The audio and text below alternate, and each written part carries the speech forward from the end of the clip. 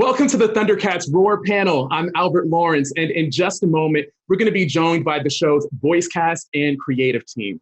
But first, thank you for welcoming us into your home. You can catch ThunderCats Roar on Cartoon Network, but today I'm hoping that we get a chance to really channel some of the show's visual and just fantastic energy and have it surge through your screens. So without further ado, let's get roaring. First up, please welcome co-executive producer, Viktor Kortright. Hello, hey, Viktor. hello. Nice to see you. Hey, Viktor. All right, next up, we've got producer Marley Halpern-Graser. Hey, Marley. Hello, glad to be here.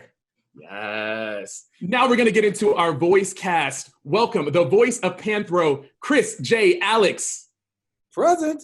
Hey. Now the voice of Cheetara and Wily Kit, Erica Lindbeck. Hey, Erica. Hey, what's up? Thanks for having me. Good to see you. Now, voicing Lion-O and Wily Cat, Max Mittelman. What up, Max? Hi.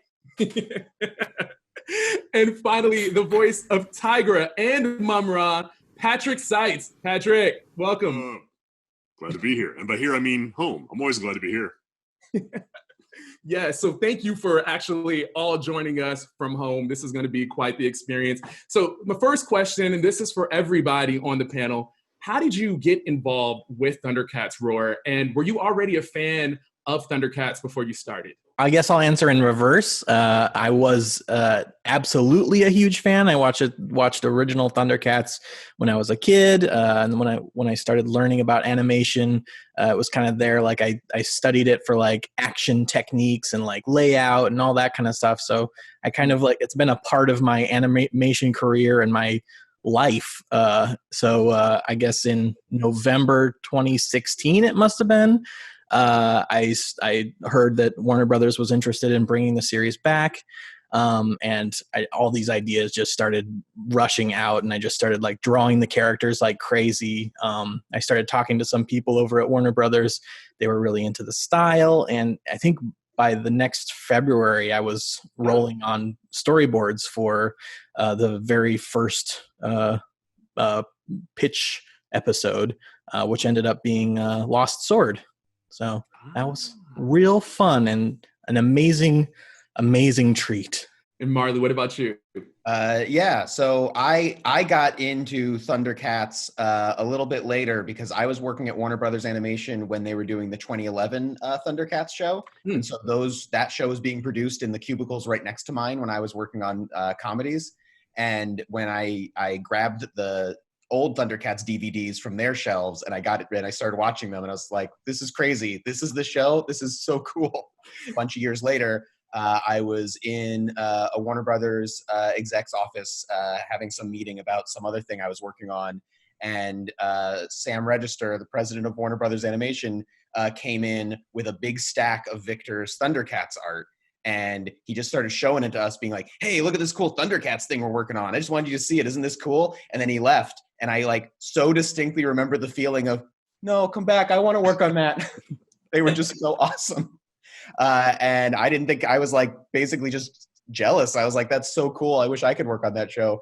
And then a couple months later, they brought me into the office and introduced me to Viktor. And they said, hey, would you like to be the head writer of this ThunderCats show? And I was like, yes, absolutely. I mean, do you think that Sam was actually plotting the entire time just to rope you on in, but that was just the first stage of the tease? I think it is definitely possible.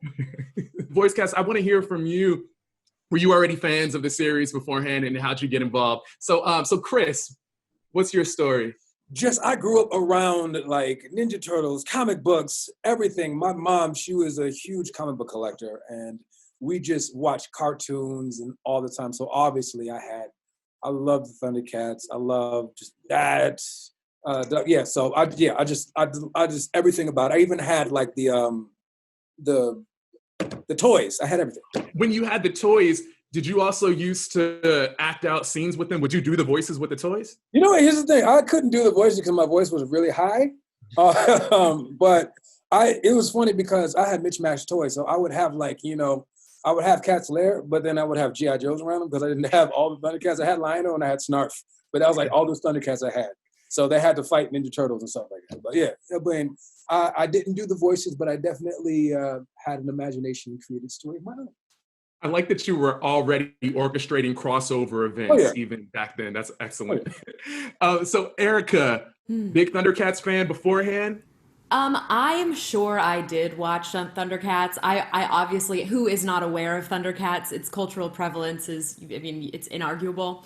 But I wasn't super, like, I remember when I got the audition, I mean, to be completely honest, I wasn't booking a ton of animation at that point. And so I just went in the booth and went, okay, like, I don't even think we had art to go by. So I just basically did myself. I just... for Chitara and Wily Kit, I just was like, all right, well, I'm just going to throw spaghetti at the wall and see what sticks. Of course, I knew, again, what Thundercats was, and to be a part of a reboot of something like that is obviously a dream come true. Now, Max, where does Thundercats fit into your life? Well, by the time the show's original run ended, I still wasn't born. So I did know about the series. I have an older brother. And that was back in the day when networks would actually rerun old shows from like years ago. So I was very aware of the series, and I enjoyed it. You know, I caught episodes here and there, and I enjoyed it. But I was so young that like I never became like a super fan. But I was very aware of it when I got the audition, and I was stoked to have the opportunity to at least try out for Lion-O. And after getting it, I was like, super stoked, you know? I don't want to push you for your age, but you were around during the 2011 Thundercats, right? Yeah, I would hope so. You are 10 years old, right? I'm 10 years old, yeah. And Patrick, we got to hear your Thundercat story. I watched it all. I just don't have real strong like memories of the specifics. But I remember watching and thinking it was cool. I feel like my memories are the intro and Mumra being really scary and cool, which I guess was dramatic foreshadowing. The Mumra transformation incantation, which was in the audition. And I remember thinking when I went for the audition, I'm like, I got to say the words. Like, maybe nothing will ever come of it, but I got to say the words legit, trying to be Mumra. How cool is that? And it's fantastic because there are a lot of new viewers that are now going to be basically hearing your voice now whenever they recite the incantation. That's bananas. That's weird. I hadn't thought that's weird. That's weird. I hadn't thought of that. So it sounds like everyone at least had some sort of like fandom or respect or excitement about Thundercats before joining this project. But there's also something additionally special about this series because Viktor and Marley, there is a well-known superfan who is getting a chance to have his dream come true. I don't know if you could guess by now, but his name might sound familiar to some of us. Thundercat? Hey. Thundercat, give us some more background in terms of exactly who Thundercat is. I mean, we know top music producer, songwriter, but how did you become associated with Thundercat? How'd you decide on that name for yourself as an artist? You know, when you're a kid, you have a lot of creative energy and all this stuff, and it goes which way it goes and stuff like that. And I was always really into illustration and like, you know, music. And, you know, nobody ever believes me when I tell them I've been playing bass since I was about 5 years old. But it's like, and then my mom has the photos of me walking around the house with like a, thing just dragging it around the house. And like, it was really like that. And specifically with the Thundercats, it was already in syndication by the time that I was like maybe 5. So where I was cognitive, or like, I was aware of things. It was like, okay, I'm watching reruns. But I remember my mom used to have to pull me back from the TV because like between He-Man, Thundercats, and Silverhawks, it was like I got closer to the screen. Like it would be like, as soon as the cats got on screen, I was like, wow, cat people. And it was like, and it started there. So my mom would always have to pull me back from the TV, like, Steven, you have to blink. And so it was like, it would be like that. And everything from the color palette to the I didn't understand the concept, but it was one of those things where, you know, again, everything about being from space. And then, you know, I had like an affinity for cats. You know, some people are dog people, but you have this, you kind of, it's a line. It's literally a line. You got dog people and you got cat people. You wind up having both maybe at some point, but it's like, I was a cat person. So it was like, you know, I was definitely like, oh, cat people. And it was like, it started there. My mom wouldn't buy me the toys because she genuinely thought that I would worship them. Not joking. And, you know, I grew up in a very Christian home, and it's like, you know, it's one of those things where your kid does something that's a little bit more than a notion. You got to like kind of pay attention to it. You know, it's like, so it was kind of one of those things where it was like a bit of like, it became a bit of an infatuation and like a really insatiable, like want to know more and understand it a bit more. So that's the child version. That's the part where I was about 5, 6 or so, you know, and it stays with you, but it changes. Cause you know, again, you know, you come into the likes of like, you know, Power Rangers and Dragon Ball Z and Pokemon when we get like, you know, between the age of like 10 and 14, it was like different things. When it came back around for me was like, I was in jazz band with a bunch of friends from around the city, and a very close friend of mine, Terrace Martin, who is also a awesome musician and producer and stuff like that. He wore a shirt and it was almost like I was triggered, and I was like, oh yeah. And then it was like, at this point, I can go buy the DVDs. And I was like, and so I would go to Comic-Cons. I would go anywhere there were toys. And then you fast forward a few years into my working environment where it's kind of like, and like literally the first tattoo I ever got was literally the Thundercats logo. When I turned 18, it was like the first tattoo was like, I was like, I want a Thundercat logo right here. And it was just like, and literally for the longest, I was walking around like, I was like, hey guys. It was really like that. Yeah. And when I would be working with people like Erykah Badu or like Saw Rock Creative Partners or Jay Dilla and all this stuff like that. I would always have a Thundercat shirt on. This is mine, you know, like this is my the Thundercat logo, but I would always have that shirt on. And it was because it made me feel comfortable in my skin. That was my identity. And but it wasn't something that I would call myself. I wouldn't say I'm Thundercat. It became a name that was given to me because in the middle of working on stuff, anytime somebody needed to find me, my friends would go find the guy with the Thundercat shirt, wow. You know, and it would be like, and then the first people to call me Thundercat genuinely were between my friends. At the time, they were a duo called Jay Davy and Erykah Badu and Saw Rock Creative Partners. And they would all just start referring to me as Thundercat.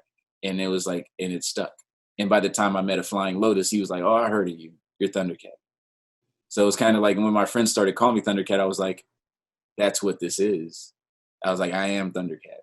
And so when this moment happened, you know, it was genuinely like, it was overwhelming for me. Mm. It felt like life was like full circle almost. It felt like, whoa, like, wow.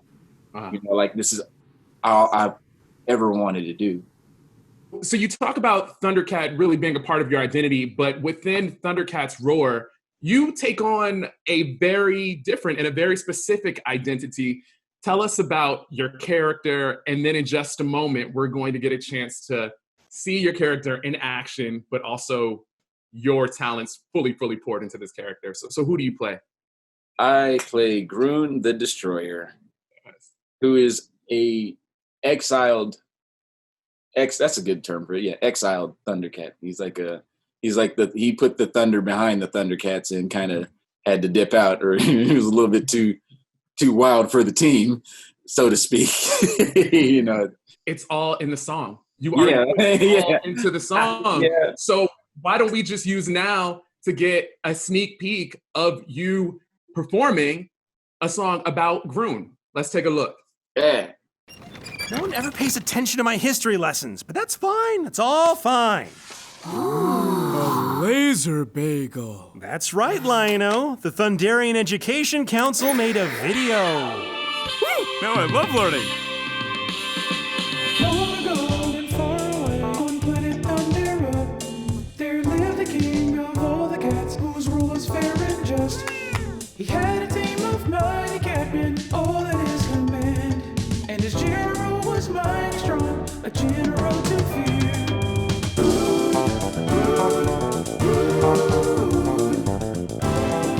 Grune the Destroyer.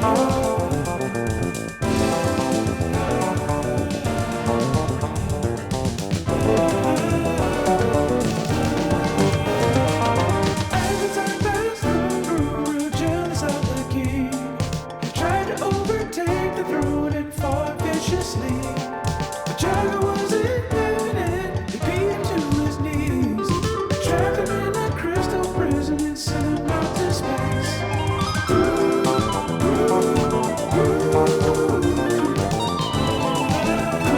the Destroyer.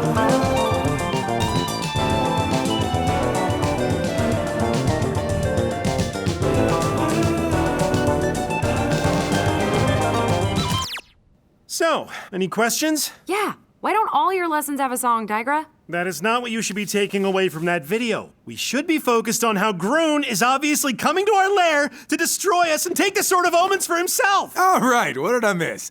Ah! Claps for that music video. That was quite fantastic. We get a chance to really get the full origin of Grune. And Thundercat, you know, as a producer, we've already heard some of your work where you get a chance to take classics, like things for Kendrick Lamar, and you mix the classics up and make them fresh. So now you get a chance to also do that with ThunderCats Roar. You're taking a classic show and you're making it fresh, man. So thank you for pouring your talents into this. Thank you guys again. When we had our first meeting with Thundercat, when he came by the studio and we showed him some art and some animation, we were just trying to figure out if there was some way he could be involved because we were so excited that he reached out to us.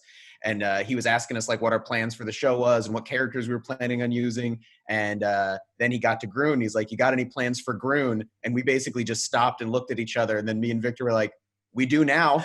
Want to plan?" Yeah, man. Good vibes, man. It's good to know that I can do that, actually. Yeah. Just be like, Yeah, so I've got a favorite character, so yeah. If I ever ask you, do you have any plans for a character, you'll know that I'm calling dibs on that character. by the way. Good. Yeah. No, it was awesome. It was such a like incredible, like, cause you know, we knew about Thundercat before, you know, connecting on the actual show. And like, I just kind of thought like, yeah, it would be really cool to work with Thundercat on ThunderCats. But like, I don't know, maybe he wouldn't be into it. And I just kind of like, I didn't know. I didn't like follow up on it. And then like, name is Thundercat. Man, I know, right? Like I'm a fool. But then like, yeah, complete fool. But then he reaches out to us and I'm like, oh my God. Is this real? Is this real? And like you said, this is real. This is real life. And it really didn't feel like it for a while there, but it's so friggin' awesome. Like, I know that you're like the most passionate person about Thundercats on the planet. And like, I'm super passionate about it. Like, it's followed me throughout my entire career and influenced me greatly. And so like to be able to team up with somebody who's like as just like completely obsessed with it as me, if not, and definitely you are more into it than like anybody on the planet. So it's just like magical that we can come together and like celebrate this insanely wonderful show together. Well, Victor and Marley, why bring Thundercats back and why infuse it with that specific comedic tone? I think that there really isn't anything quite like Thundercats. Like watching it as a kid, watching it like as I grew up, like there just really isn't as perfect a blend of like sci-fi, fantasy, action, comedy. You know, it's like got everything, spaceships and mummies, right? It's like literally like every possible thing that you could want to play with. And Chris was talking about this a little bit. It's just like, you know, all these toys, you know, it's like you have all these different toys, and that's a show that like just has fun with playing with every single toy in the toy box. As you know, I started my animation career, it was like clear to me that was the kind of show I wanted to work on. And you know, here we are. It's like perfect. When you have really well done action and you have really well done comedy and it come together, I think you get something really special, which is kind of like why I like, you know, Thor Ragnarok out of all the Thors, is because it's just really cool to have the action and a comedy together. That's why I really liked what Marley and Viktor done, because it's just like, I feel if it's all to one thing, then it's none of it. And let me tag onto that. I love the way you guys like literally do not skimp on the fights. It's like the fight is like, this is what we're getting to, but it's like, wait for it. And then it's like the fight lasts and it's like action. Yes. It's so imperative that those things are connected, man. Part of it also is like, there's hundreds of episodes of 80s Thundercats, and they're great. They're really, really good. They hold up. The animation is awesome. The storylines are cool. We can't make the 80s Thundercats better than they did in the 80s. That show is awesome, and it holds up, and it's really cool. So I don't think there would have been much reason to do a new Thundercats show unless we felt like, oh, we have our own little parallel idea that can run alongside Thundercats and complement Thundercats, because we can't replace it. We'd fail if we tried. So that's, I think, the biggest reason to do this in Viktor's style is that it makes it so it can just be its own thing, and you can like both of them because they're not at all competing with each other. Yeah, man. Yeah. You can watch all of them. Yeah. All of the Thundercats. They're all good. Watch all of Thundercats. Good. All of them. We've got the time now, right? This is how to do it. This is Start it up. My DVDs aren't here right now. I bought everything on Amazon, like every single iteration of every Thundercats. I bought it all on Amazon. Well, Chris, you mentioned this really precise balance between action and comedy that the show takes. So I do want to ask the other voice actors as well. When you step into the booth to record your voices for these characters, are you thinking about the comedy as well as the action, or just how do you figure out how to make all of that translate and come out through your voice? I'll start off with Erica.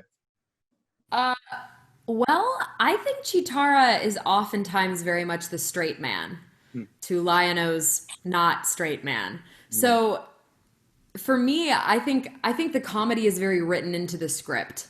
I think there's something very earnest about the way that we play this specific iteration of Thundercats. I think if we tried to make it wacky, it wouldn't work. I think that the comedy is very much written in, especially because the world is so zany. It would behoove us to like keep our acting decisions, so to speak, as grounded as we can, or at least as earnest as we can. You know what I mean? Yeah. At least that's kind of how I approached it. That's so neat, because I'm thinking about, when I think about Wily Kit, I don't think about grounded, but at the same time, I'm sure Wily Kit doesn't believe that Wily Kit is up and about, exactly. Right? Well, so listen, I'm a feral human being. So playing primally something, primally aggressive, primally, whatever. Yeah, that's very much my bag. So yeah, for me, it felt very real. For me, yelling at Max as Chitara is very real. Yes, as Max knows, that is very real. Yeah, 100%. It's extremely grounded.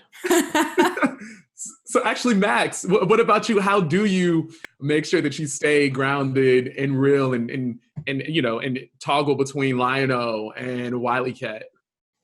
Well, the toggling is fun. The toggling is something that I've wanted to do for a while. I think ever since I saw interviews with Billy West and a bunch of the Futurama people, and they were always like, "Yeah, we record the whole episode and we don't stop, we don't cut, we just we'll flip back and forth between the characters," which is kind of what I do for Lion-O and Wily Cat, and Erica does that too. So yeah, we just go through and we have so many. We got really good at the countdowns because Wily Kit and Wily Cat have so many lines together. Yeah, we would just flip constantly. It was really fun. It's super fun. So how do I balance that? Yeah, it's like for Lion-O, when I first got the breakdown for him, I think I was trying to emulate the Larry Kenny's Lion-O a little too much, or I was borrowing from it, but. Here's an analogy that may or may not work. When you're creating a character like this, it's kind of like you have to be water, liquid steel being poured into a cast, and the cast is the writing, is the show. And so you kind of have to accept whatever the script is giving you, and that informs the character, and that morphs the character into who they are. And so that's what I did with Lion-O, is he started very, I think, serious and heroic, and he still kept that heroism aspect. But then, you start to add this goofball aspect to him. And that just all comes from the writing. That wasn't manufactured beforehand, it was like, oh, I get what they're, how they're trying to play this guy. So yeah, it was a process of discovery with him, I guess.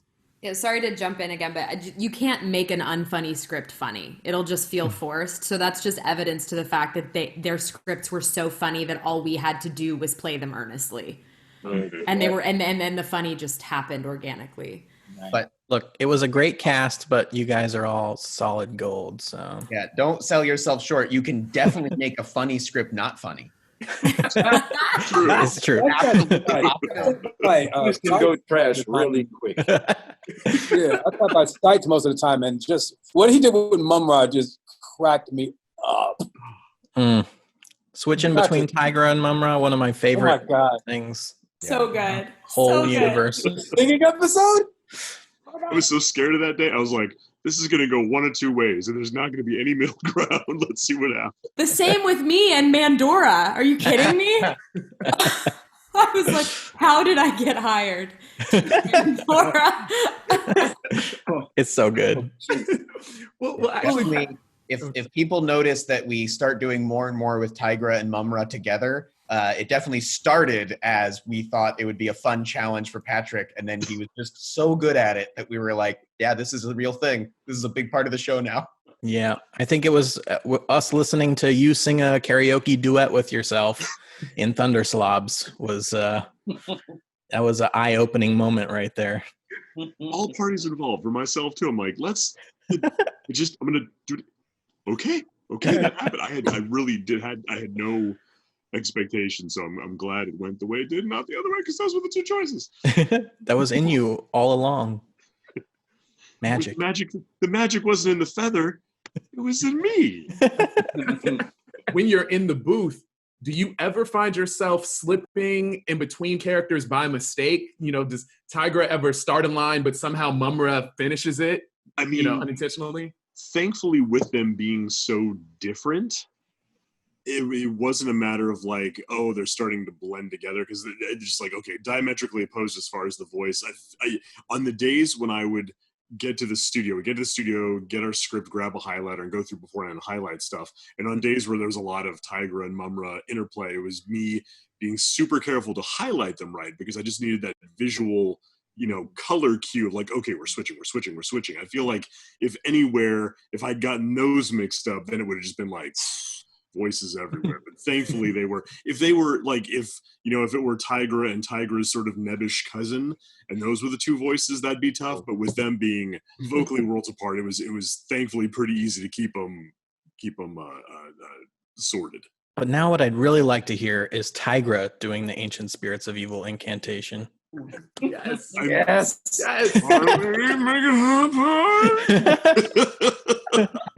He's just cleaning up. He walks by the cauldron. He's like, I'm just gonna give it a whirl while I'm here, Could we hear just a little tease of what that might sound like? Oh man, if Tiger was gonna he's walking by, he's probably doing a little dusting, and then looks around, he's like, okay, he's not here. Oh, he gets so mad when I do this, but I'm just gonna do it.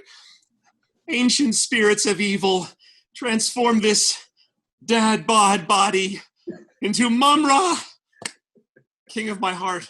He'd probably switch up the wording a little bit. I'd like to think the ancient spirits of evil statues would be like, that's not the right wording, but we're going to let it pass because we like where you're at. Like, they should.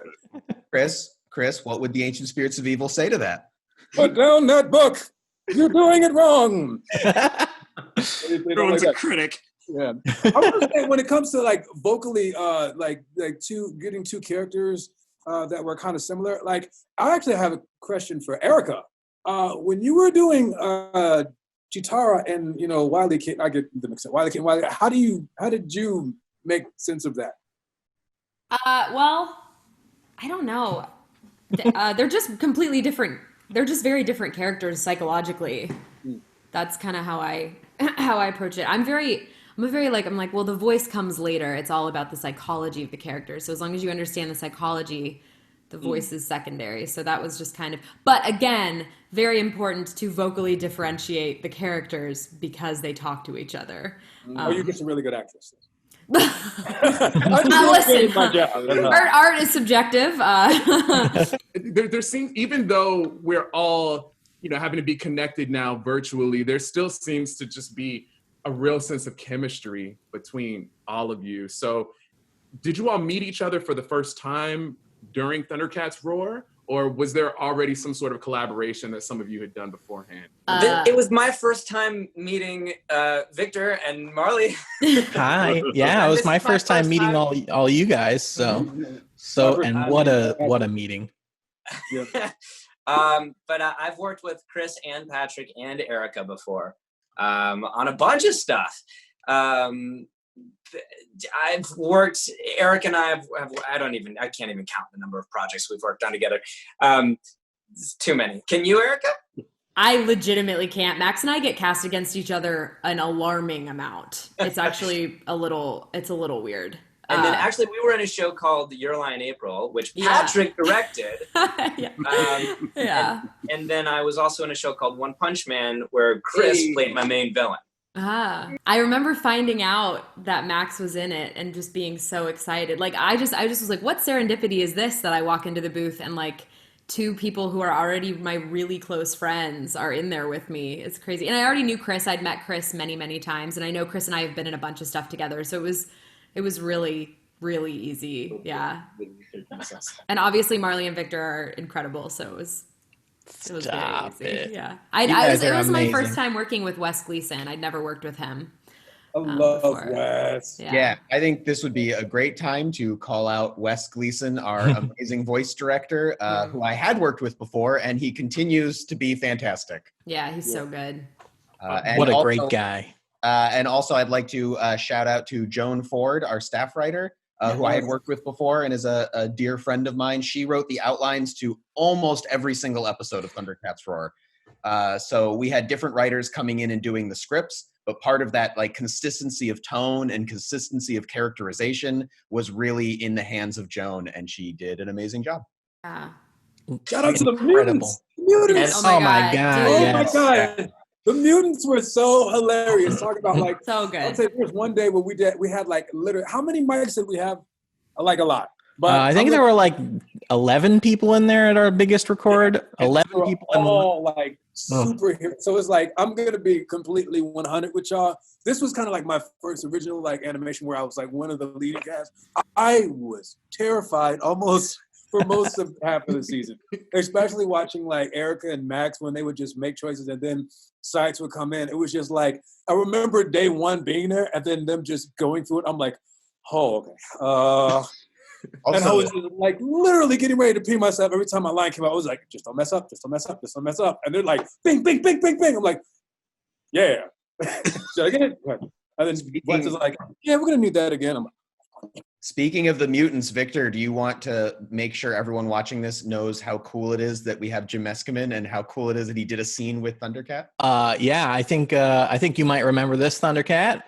Yeah, we had. I think you were in there with Jim Meskimen and Andrew Kashino. Jim does Monkeyan, Andrew does Jackalman, and Jim also worked on 80s Thundercats as a character designer, and he designed Grune.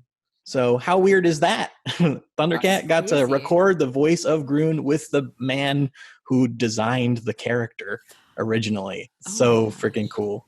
And I was completely stoked about it, man. It's like we sat there and talked for a minute too, and it was trippy listening to him and like how he was just like telling me, like he gave me a history of it and all that. And I remember being like, part of me was just like, I was like overwhelmed with like, you know, and it's like he in between the breaks and working on stuff, you know, they would go back and make little jokes about, you know, in the voice characters and stuff like that. And it was just like, I remember thinking to myself, I was like, I want to do this the best I can. Cause I was like, I hope that he, you know, can dig that. You know, I'm like, hopefully he'll dig, you know, what it was. And I mean, it was cool. We did have fun with it when we were recording. Yeah, it was fantastic, man. They were excited to record with you too. Like it's like they're sitting there like, we're recording. It's a freaking Thundercat on Thundercats. This is crazy. Yeah, I was like yelling at the top of my lungs. And at some point, he was just like, "Yeah, that's good." You know, I was like, but he's like, he would just kind of like in the ways that he would just kind of like give me little tips while I was like in the process of recording it. So it was just like, you know, like breathing and like, you know, it was like, cause you know, it was like, I'd never done voiceover work like that before. So he saw that I was excited and he kind of embraced me and like, you know, it was like, yeah, man. All right. So take some deep breaths, you know, like give yourself certain ways that you know, if you're going to go for a long sentence and stuff, where he would say stuff like that, you know. Mm-hmm. This is a full episode in and of itself. I would love for us to be able to stay and do this all day long, but it's time for us now to wrap up the panel. We do know that we're going to get a chance to meet Grune. We're going to get a chance to like really groove in with Grune, as well as continue to see these fantastic Thundercats continue their adventure. So everybody tune in to Cartoon Network. New episodes of Thundercats coming soon. But before we go, I want to go around and ask, as well as Viktor and Marley, I want to make sure that we get a chance to hear all of the characters let out a good Thundercats ho. But since this is Zoom and the timing is a little off, I'm going to ask like each person to go ahead and do their own Thundercats ho, okay? So I'll just go down the list. Viktor, let's hear your Thundercats ho.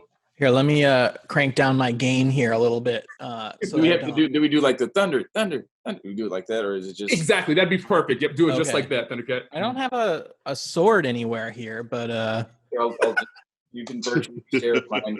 I have a red. I have a pitchfork. I'm gonna go grab it. I guess I should just hold my Wacom stylist. Yes, the improvisation. Use whatever you got. Yeah. Thunder, Thundercats! Ho! Oh my gosh, you just set the bar so high to start, Viktor. Thanks for that. I'd like everybody to top that, please.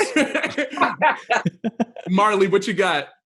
I got these scissors. It sort of has the eye of Thundera, so that kind of works. All right, here we go. Thunder, Thundercats! Ho! But kids, don't do that with your scissors at home. Okay. Chris, bring it to us. All right. Are you going to use the shoe? Okay, good. Yeah. All right. You ready? Thunder, Thundercats! Oh! Gorgeous. Beautiful. Erica, where you at? Thundercats! Oh! Oh, you even had some nice reverb there. We got good echo with yours. I can hear it across the mountaintops. All right, Max, give it to us. Thundercats! Oh! That's our Lionel right there. And awesome. Patrick, take us home. I got a bolo whip. It's too much. So good. Thundercats! Ho! Bolo whip. I like how your ho was ho. Oh gosh. The whip has redeemed itself. Let go of the whip. Let go of the whip. Well, I guess Max can keep his job. Right. Yeah, you win. Also, that's a really nice prop. That's a good one. Hey, a fan made it for me. Isn't that cool? It's very cool. I need one more person to do this for us. Thundercat, come on. Yeah. I mean, oh, I'm like literally sitting here. I sleep with this. that's the real one. So That's the actual. Put some bass in your voice. I think he wins on the prop front. I sleep next to this. I'm like, Thundercats! Oh! Nice. awesome. So again, thank you all so much, honestly, for really bringing energy, like coming to us from your home. I think that it went through the screens and that everybody who's joining us really got a chance to feel that. So thank you for your continued awesome work. What are you talking about? I'm in Thundera. I don't know where you are, but that's not Thundera. I'm kidding. I'm on Third Earth. There we go. And we'll hear you all and see the fruits of your labor. New episodes of ThunderCats Roar coming. Cartoon Network. Appreciate it. Bye. See you, everybody. Bye, guys. Whatever this place has in store for us, we'll be ready. Thundercats,